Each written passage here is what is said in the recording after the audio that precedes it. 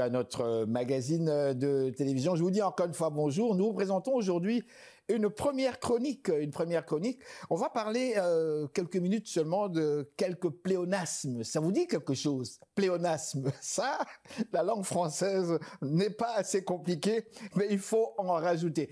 Alors, on s'est amusé.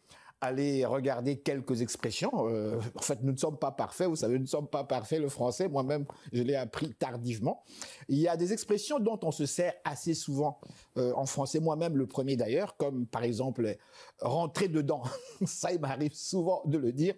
Eh bien, c'est un pléonasme. Et d'ailleurs, les profs de français pourraient même le confirmer. Marcher à pied, imaginez-vous. Ça, on le dit souvent, et je suis le premier, encore une fois, à le dire. Je marche à pied. C'est un pléonasme parce que quand on marche, forcément, nous, les humains, on marche à pied. Monter en haut. Ça, c'est une expression qu'on entend très, très souvent. C'est encore un pléonasme. Vous savez, le français, c'est pas toujours facile. Avancer en avant ou bien reculer en arrière. Ça aussi, c'est un autre pléonasme. Disverser ça et là. Prédire à l'avance. Alors, celle-là, quand on prédit, évidemment, c'est à l'avance. Alors, pourquoi rajouter d'avance? Voir de mes yeux, vu. Voir de mes yeux, tu ne peux pas voir qu'avec ton derrière. On voit avec nos yeux. Le français, c'est terrible, c'est pas croyable. Descendre en bas. Comme mon papa disait, mais tu peux pas descendre en haut. Tu descends toujours vers le bas. Reculer en arrière, ça nous l'avons déjà dit. Penser dans sa tête. Ouais, celle-là, non, mais le français, je vous dis, c'est quelque chose. Penser dans sa tête. Mais tu peux pas penser avec ton derrière. Tu ne peux que penser avec ta tête, forcément. Bon, alors, il neige. Il pleut dehors. Il neige dehors. Il pleut dehors. Il ne peut pas pleuvoir à l'intérieur. Le français, je vous dis, c'est pas des blagues. Pléonasme. Sortir dehors, je vous dis.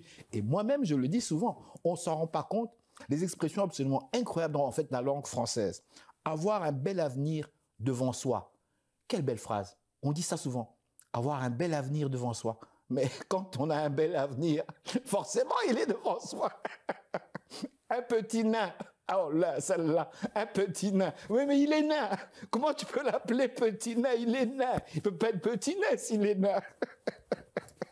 Un futur projet. Alors, celle-là, ça, c'est quelque chose qui m'arrive souvent de dire aussi. Un futur projet. Mais quand on dit, quand on dit projet, c'est que c'est dans le futur. Solidaires les uns des autres. Parler oralement, j'en passe. On ne peut pas parler physiquement. Oui, ça arrive qu'on parle physiquement, mais là, c'est plutôt différent. Quand on parle normalement, on parle oralement. Se brosser les cheveux. Réserver d'avance. Eh oui, le français. Réserver d'avance. Mais quand tu réserves, c'est pour ce soir d'avance. Redemander de nouveau. Les bénévoles volontaires, tourner en rond. Mais quand on tourne, forcément, c'est en rond. Alors là, les bénévoles volontaires, ça c'est grave parce que quand on est bénévole, forcément, on est bénévole. Alors voilà, c'est donc, on a retenu quelques petites expressions qu'on appelle des pléonasmes en français pour notre chronique d'aujourd'hui.